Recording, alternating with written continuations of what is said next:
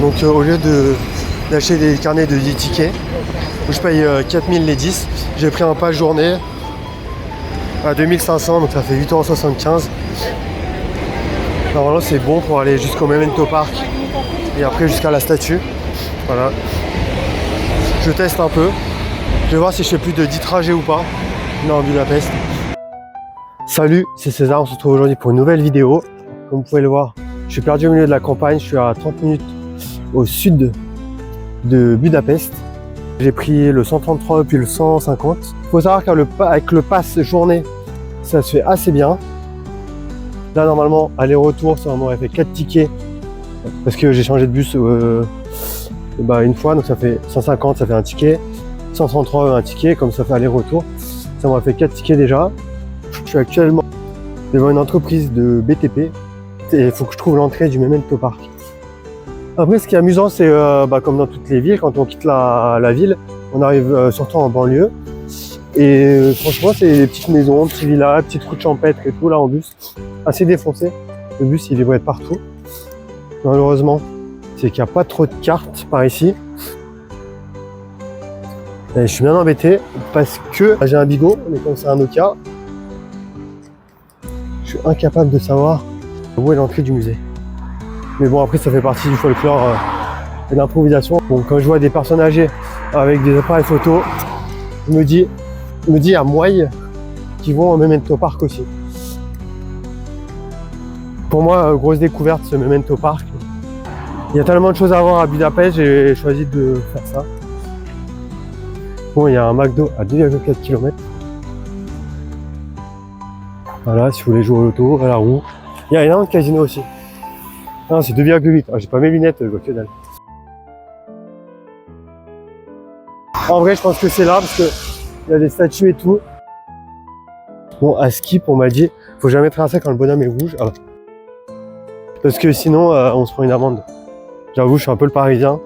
Je traverse n'importe comment, n'importe où. Feu rouge, feu vert, je me dis, il n'y a pas de voiture, je traverse.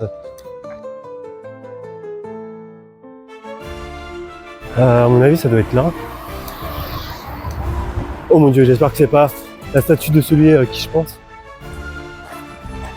Ah si, c'est bien la statue de celui à qui je pensais, Lénine.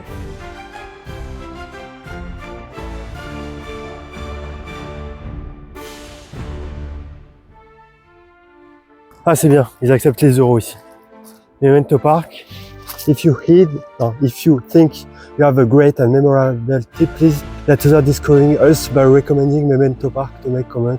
Voilà, donc je vais zoomer comme ça, vous pourrez directement scanner le Facebook, le Trip Advisor Foursquare. Et donc c'est l'entrée, c'est 3000 x 1, 8,50 €. Et ils acceptent les euros. Et là, je vais voir la statue.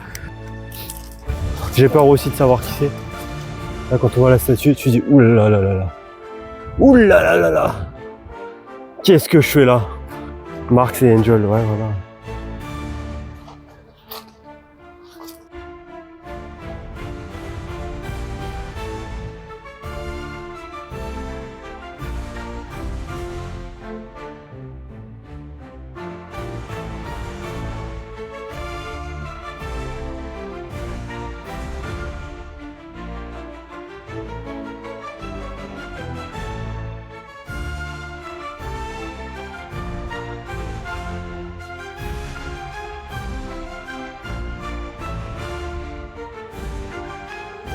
Donc alors c'est un parc de statues où c'est vraiment silencieux. Il faut respecter le silence d'après la guide. Il n'y a pas de visite guidée ni d'explication sur les monuments parce que c'est une période assez taboue de l'histoire de la Hongrie et que l'architecte quand il a fait ce parc il a vraiment rien dit à ce propos. Bon heureusement la Gadji elle parlait français là. Donc elle m'a expliqué un peu et donc je vais vous faire un petit résumé de ce qu'elle m'a dit. Situé dans le 22e arrondissement de Budapest, à proximité de la Nationale 7, route très fréquentée, le Memento Park est à la fois un site historique, un lieu culturel et une attraction touristique dont le parc des statues est l'élément central.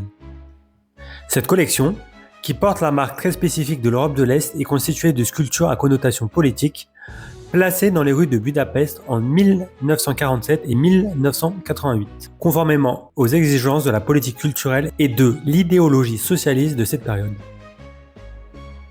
En 1945, la Hongrie sort perdante de la Seconde Guerre mondiale.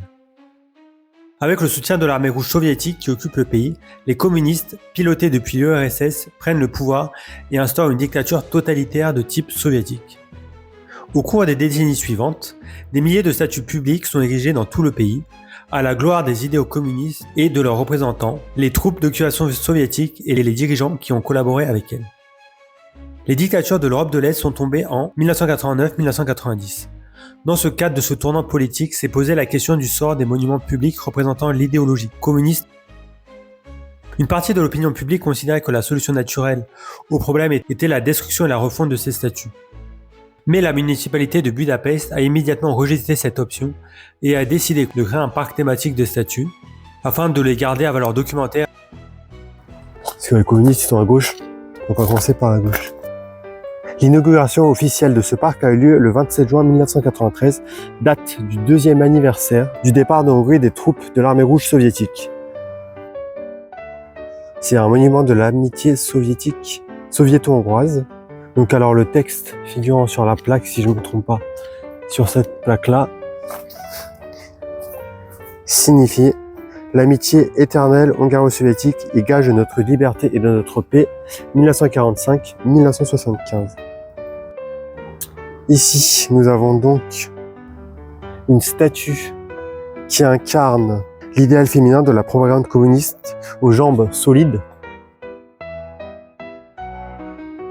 se tenant fermement sur ses pieds, ses larges hanches ont une allusion à la maternité et la branche de palmier qu'elle tient à la main est le symbole de paix, mais aussi de la connaissance qui peut être acquise par tous sous le socialisme.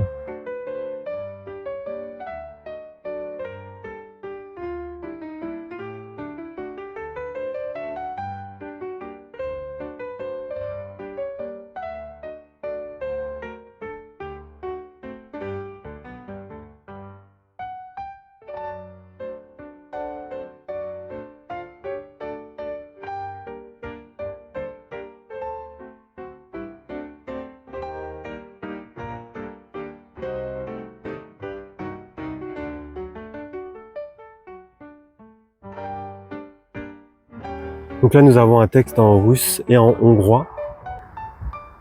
Normalement, si je ne me trompe pas, ça veut dire russe hors d'ici. Donc le soldat soviétique représenté, comme sur une affiche brandissant son arme, le visage déformé par l'entonnoir, passe à l'attaque ou selon une interprétation tombe dans la bataille.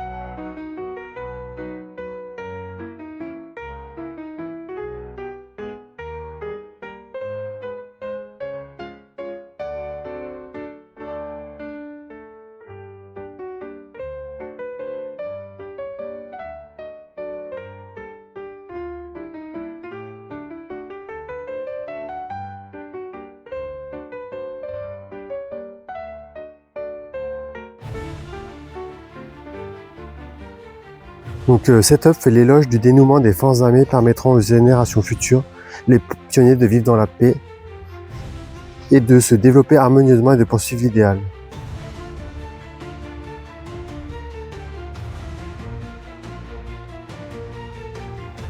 Donc là on voit sur ce deuxième panneau un garde-frontière, un marin et un journaliste.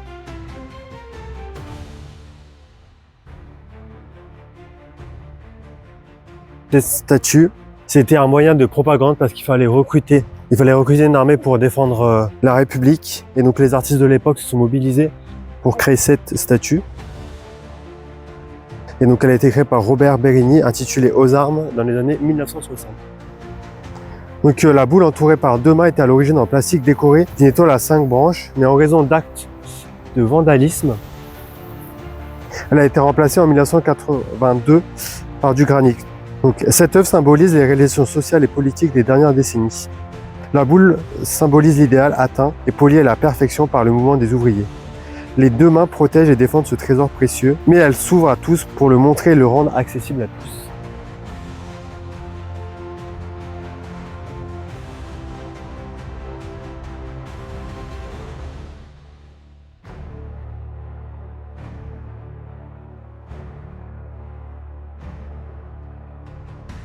Je sais pas si j'en ai parlé, mais il me semble non. Le surnom de ce parc, ça s'appelle aussi à l'ombre des bottes de Staline.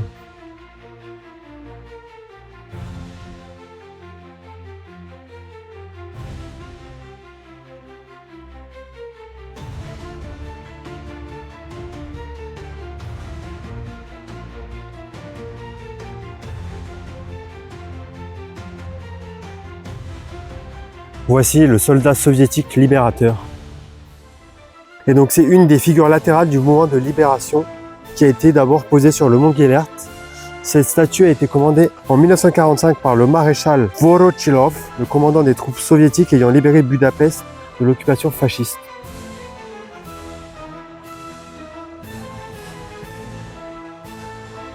Donc ouais, elle était positionnée sur le mont Gellert, là où je suis allé au terme il y a quelques jours, pour qu'elle domine toute la ville de Budapest. Donc dans chaque détail, la statue respire la force et l'assurance des envahisseurs. Il avance légèrement un pied, le pied droit, de manière presque offensive. Sa main gauche serrée, le poing serré. Donc il plante le drapeau tenu dans sa main droite avec détermination, prenant quasiment possession du sol étranger. Proclamant sa supériorité, il lève la tête, le menton en l'air. Il regarde non pas l'homme en face de lui, mais au loin. Le regard déterminé vers l'avenir.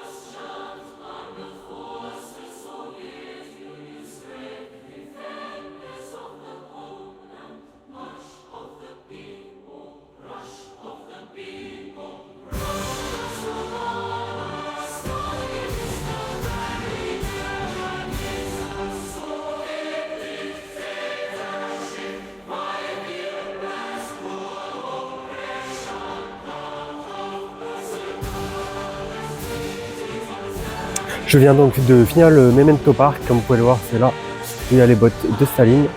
Bon là je me suis fait un peu avoir parce que le bus il passe dans 20 minutes et j'ai mal calculé mon coup là. Le dernier il était à 11h58.